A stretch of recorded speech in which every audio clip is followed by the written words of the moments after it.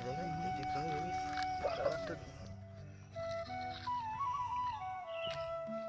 100 থেকে 150 গ্রাম করে সার দেওয়া আছে। আপনারা দেখতে পাচ্ছেন এই যে সার, এখানে টোটাল সার আছে 140 কেজি সার আছে। নমস্কার চাষি বন্ধুরা, আজকে আরও একটা নতুন ভিডিও সমস্ত দর্শক বন্ধুদের স্বাগতম জানাই। তো আজকে শশা গাছের বয়স 15 দিন হয়ে গেছে, সে শশা গাছে আজকে সার দেওয়া হচ্ছে। তো কী কী সার দেওয়া হচ্ছে চলুন আপনাদের দিকে দেখাচ্ছি। আপনারা দেখতে পাচ্ছেন এই যে সার, এখানে টোটাল সার আছে 140 কেজি সার আছে। এর মধ্যে ইউরিয়া, পটাশ আছে, আর জিঙ্ক সালফেট আছে 21%। আচ্ছা, সাগরিকা যে দানাদার যে সাগরিকা হয় সেই সাগরিকাটা আছে 10 কেজি।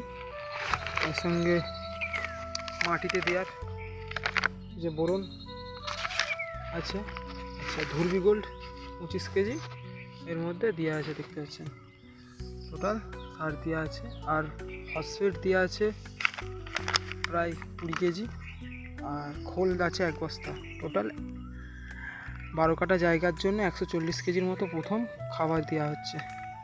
তো দেখতেই পাচ্ছেন বর্ষাকালীন আগে যে শশা গাছ লাগানো হয়েছিল সেই গাছেই খাবারটা দেওয়া হবে, দেওয়া হচ্ছে। গাছে খাবারের পরিমাণ দেওয়া হচ্ছে 100 থেকে 150 গ্রাম করে দেওয়া হচ্ছে একটা গাছে খাবার। তো চলুন গাছগুলো দেখাই আপনার দিকে। তো গাছ দেখুন, করলা গাছ আর শশা গাছে ইন্টারক্রপিং করা হয়েছে।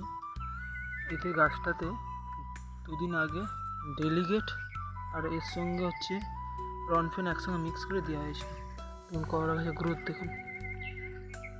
এটা দাসপুরের শশা লাগানো আছে, আর এটা অ্যাভেঞ্জার্সের করলা দেওয়া আছে। হাফ করলা যে ছোটো হয় সেই করলা দেওয়া আছে। দেখুন কন্ডিশন গাছগুলো খুব সুন্দর আছে।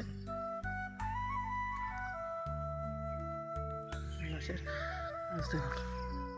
খুব সুন্দর, কিন্তু গাছ বাগানটাতে প্রচণ্ড ঘাস হয়ে গিয়েছিল। এখানে দেখতে পাচ্ছি বাগান প্রচুর ঘাস হয়ে গেলে ঘাস কেটে হাল করে এতে সার দেওয়া হচ্ছে।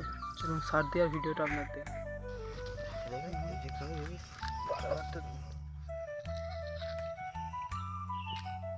প্রায় 100 থেকে 150 গ্রাম করে সার দেওয়া হচ্ছে।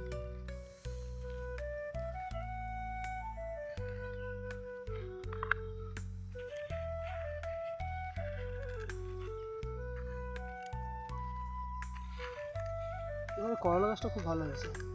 হ্যাঁ,